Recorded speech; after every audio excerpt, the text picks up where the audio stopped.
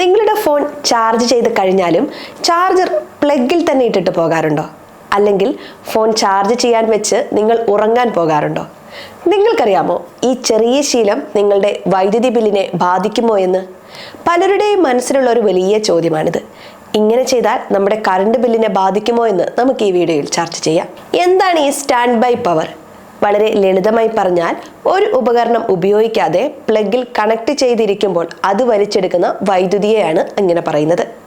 നമ്മുടെ phone charge ചെയ്ത് കഴിഞ്ഞാലും ചാർജർ പ്ലഗിൽ തന്നെ ഇട്ടിട്ടുണ്ടെങ്കിൽ അത് വളരെ ചെറിയ അളവിൽ വൈദ്യുതി ഉപയോഗിച്ചുകൊണ്ടിരിക്കും.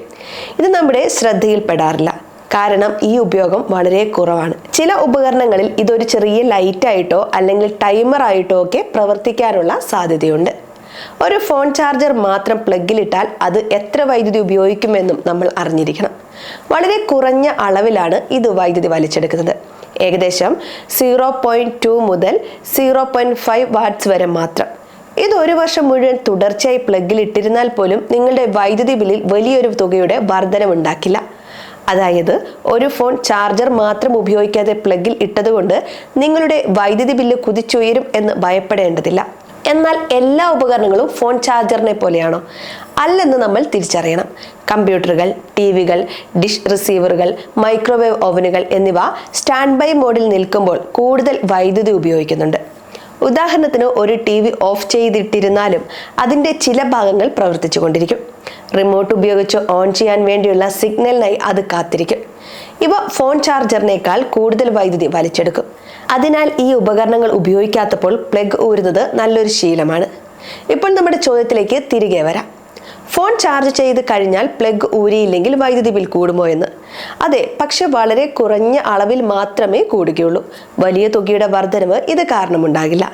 എന്നാൽ ഈ ചെറിയ തുകകൾ ഒരുമിച്ച് കൂട്ടുമ്പോൾ അതൊരു വലിയ തുകയായി മാറാനുള്ള സാധ്യതയുമുണ്ട്. ഇതിനുള്ള പരിഹാര മാർഗങ്ങൾ എന്തൊക്കെയാണെന്ന് നോക്കാം. ചാർജ് ചെയ്ത ശേഷം ചാർജർ ഊരുക എന്നത് നല്ലൊരു ശീലമാണ്.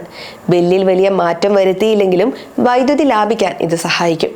അതുപോലെ തന്നെ പവർ സ്ട്രിപ്പ് ഉപയോഗിച്ച് ഒരേ സമയം പല ഉപകരണങ്ങൾ ഓഫ് ചെയ്യാം. ഇത് ഓരോ പ്ലഗും ഓരോന്നായി ഊരുന്നതിനേക്കാൾ എളുപ്പമാണ്. കൂടാതെ വൈദ്യുതി ലാഭിക്കുന്ന ഉപകരണങ്ങൾ തിരഞ്ഞെടുക്കുക. പുതിയ ഉപകരണങ്ങൾ വാങ്ങുമ്പോൾ അവയുടെ പവർ ഉപയോഗം ശ്രദ്ധിക്കുകയോ കടയിലെ ജീവനക്കാരോട് ചോദിച്ചു മനസ്സിലാക്കുകയോ വേണം. ചുരുക്കി പറഞ്ഞാൽ, ഫോൺ ചാർജർ ചെയ്ത ശേഷം ചാർജർ പ്ലഗിൽ തന്നെ വെച്ചതുകൊണ്ട് നിങ്ങളുടെ വൈദ്യുതി ബിൽ കുതിച്ചുയരില്ല.